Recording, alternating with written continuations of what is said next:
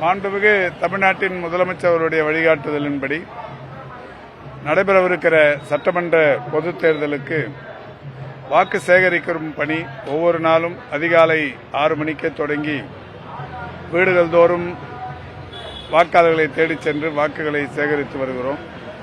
அந்த வகையில் ஒவ்வொரு நாளும் சற்றேறக்குறைய 10 மணி நேரத்திற்கு மேலாக நடந்தே சென்று ஒவ்வொரு வாக்காளரையும் தனித்தனியே சந்தித்து வாக்குகள் சேகரித்து வருகிறோம். கடந்த 5 ஆண்டுகளில் மாண்புமிகு தமிழ்நாட்டின் முதலமைச்சர்களால் படைக்கப்பட்டிருக்கிற சாதனைகளை மக்களிடையே எடுத்துச் சொல்லியும் எதிர்வரும் 5 ஆண்டுகளுக்கு மாண்புமிகு தமிழ்நாட்டின் முதலமைச்சர்களால் வெளியிடப்பட்டிருக்கிற சூப்பர் ஸ்டார் தேர்தல் அறிக்கை குறித்தும் வாக்காளர்களிடையே எடுத்துச் சொல்லி வாக்குகள் சேகரிக்கிற போது மிகப்பெரிய அளவிலான வரவேற்பும் எழுச்சியும் நிலவி வருகிறது. அதோடு மட்டுமல்லாது சைதாப்பேட்டையில் மாண்புமிகு தமிழ்நாட்டின் முதலமைச்சர்கள் கடந்த 5 ஆண்டுகளில் ஏராளமான திட்டங்களுக்கு அனுமதி அளித்து நிறைவேற்றியிருக்கிறார்கள். எதிரில் இருக்கிற இந்த ரேஸ்கோர்ஸ் மைதானம் என்பது ஏறத்தாழ ஒரு 100 ஆண்டுக்கும் மேலாக குதிரை பந்தயத்திற்காக பயன்படுத்தப்பட்டு வந்தது.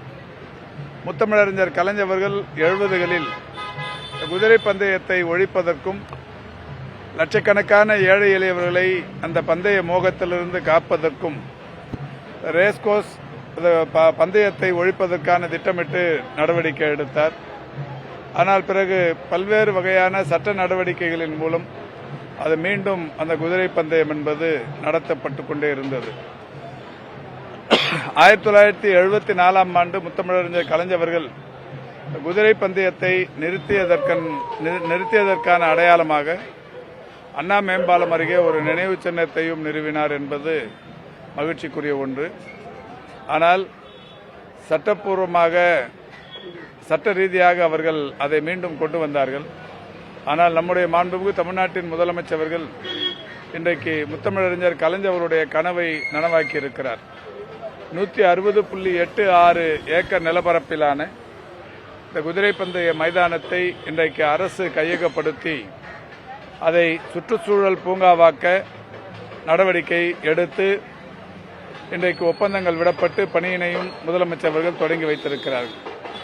160.86 ஏக்கர் நிலப்பரப்பில் 118 ஏக்கர் நிலப்பரப்பில் ஒரு மிகப்பெரிய அளவிலான சுற்றுச்சூழல் பூங்கா இங்கே உருவாகி கொண்டிருக்கிறது.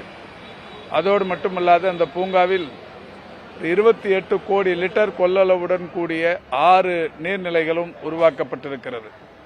இந்த 6 நீர்நிலைகள் உருவாக்கப்பட்டிருக்கின்ற காரணத்தினால் இப்பொழுது நாம் நின்று கொண்டிருக்கிற இந்த கன்னிகாபுரம் பகுதியாக இருந்தாலும் மடுவின்கரை பகுதியாக இருந்தாலும் கிண்டியை சுற்றியிருக்கிற இந்த எல்லா பகுதிகளிலும் நிலத்தடி நீர்மட்டம் உயர்ந்து எதிர்காலங்களில் பெரிய அளவிலான மழை பாதிப்பு, மழை வராமல் வறட்சி ஏற்படுகிற அந்த நிலை ஏற்பட்டாலும் கூட நிலத்தடி நீர்மட்டம் இந்த பகுதியில் மிக சிறப்பாக இருக்கும் என்கின்ற வகையில் இது பெரிய பயனுள்ளதாக இருக்கிறது. எனவே அதை மக்கள் உணர்ந்திருக்கிறார்கள்.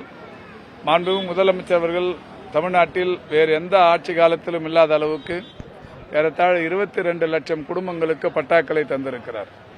அந்த வகையில் சைதாப்பேட்டையிலும் இப்பொழுது வாக்கு கேட்டு சென்று கொண்டிருக்கிற இந்த கன்னிகாபுரம் பகுதி மக்களுக்கு பட்டா தரப்பட்டிருக்கிறது. அதையும் மக்கள் மகிழ்ச்சியோடு நினைவு கூர்ந்து வரவேற்று சிறப்பித்துக் கொண்டிருக்கிறார்கள்.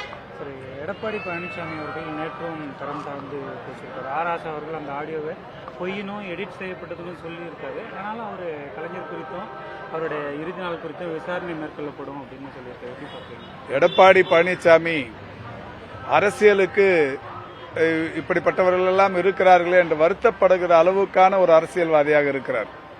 முத்தமிழறிஞர் கலைஞர் அவர்களை அவருடைய இறுதி காலகட்டத்தில் நம்முடைய மாண்புமிகு தமிழ்நாட்டின் முதலமைச்சர்கள் எந்த அளவுக்கு பராமரித்தார்கள், பாதுகாத்தார்கள், இதெல்லாம் நாட்டு மக்கள் நன்றாகவே அறிவார்கள். அவர் குறித்தான ஒரு விமர்சனத்தை சொல்ல இவருக்கு நாக்கூச வேண்டும். கொஞ்சமும் கூட அரசியலுக்கு லாயக்கற்றவர் என்பதை எடப்பாடி பழனிசாமி இதன் மூலம் நிரூபித்திருக்கிறார். இவரெல்லாம் தமிழ்நாட்டில் இப்பொழுதல்ல எப்போதுமே அரசியலுக்கு வர முடியாது. தமிழ்நாட்டு அரசியலில் துடைத்தடுக்கப்பட வேண்டிய ஒரு அரசியல்வாதி என்றால் அது எடப்பாடி பழனிசாமி. அதற்கான விளக்கத்தை அவர் மிக தெளிவாக சொல்லியிருக்கிறார். அது பெருமதிப்பிற்குரிய இளைய பெருமாள் அவர்களுடைய வாரிசுக்கு அந்த இடத்தை தர வேண்டும் என்கின்ற வகையில் அதை தந்திருப்பதாகவும், அது எந்தெந்த காரணங்களுக்காக அவர் அந்த தேர்தலில் நிற்கவில்லை, நான் நாடாளுமன்ற உறுப்பினராக இன்னும் 3 ஆண்டு காலம் தொடரவிருக்கிறேன் என்கின்ற அந்த செய்தியெல்லாம் சொல்லி மிக தெளிவான ஒரு விளக்கத்தை தந்திருக்கிறார்.